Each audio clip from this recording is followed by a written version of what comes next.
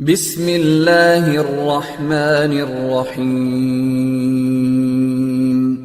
رب زدني علما. Okay, the next thing we'll try to understand about the frequency.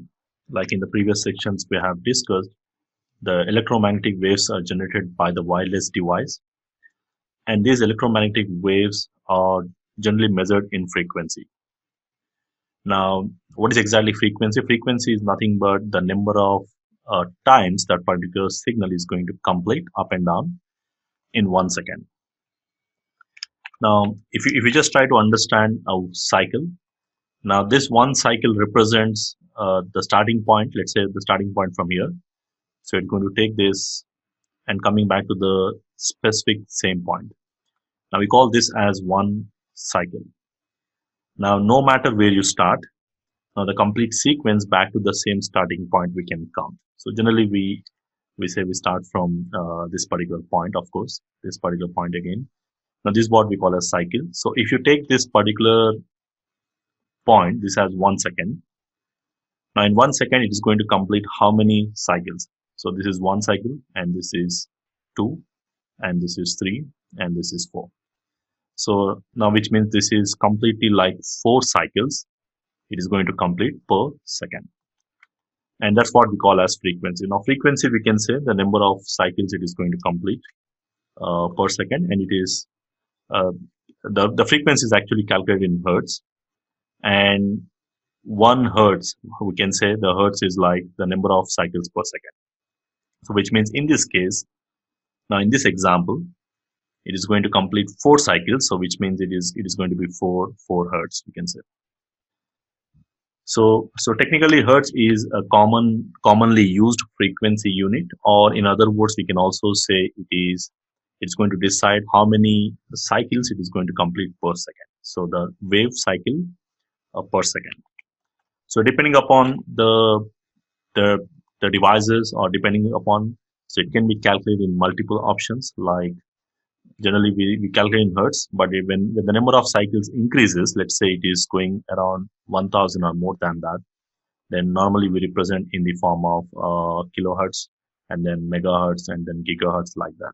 So it will vary based on wide ranges, and this can be modified by denoting them depending upon the number of zeros. We can add this kilohertz, megahertz, or gigahertz, like that. Now again, in this diagram you can see the different frequency spectrums here. We can see the frequency spectrum from 0 hertz to very high. This is typically called as low frequency frequency ranges, or the frequency spectrum. And this is your very high frequency spectrum. So generally the low frequency spectrum, you can see these are the categories which come: sound and subsonic. These are very, very low to be heard by the human ear, and generally audible sounds as well that comes in this range. The audible sounds, they will complete around this many cycles per second. And when you talk about high frequencies, again they include something like light, followed by these cosmic rays or gamma rays, X-rays, UV rays.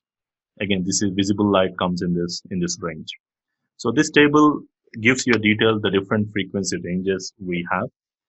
And mainly when you talk about the wireless options, we call them as the radio frequency signals. Now these radio frequency signals are used for different types of wireless communications in our network. So these are all different types of wireless communications, like low frequency radio, or AM radio, shortwave radio, or even if you take any kind of television signals, or FM station, FM radio signals, or microwave or radar signals. Now they all fall in this category, in this range. So 3 kilohertz to 300 gigahertz, that is the range. All this fall, and you can see this is the complete range. You can count from here, this part. And again, in this, when you talk about the wireless, now here we are talking about wireless LAN specifically. Now when you're talking about wireless LAN, again, these are the two common frequency ranges which are designated or used for the different wireless products. So 2.4 gigahertz, 2.4 gigahertz range, and 5 gigahertz range. These are the two common wireless range frequencies used by most of the wireless standards which are used in your wireless products.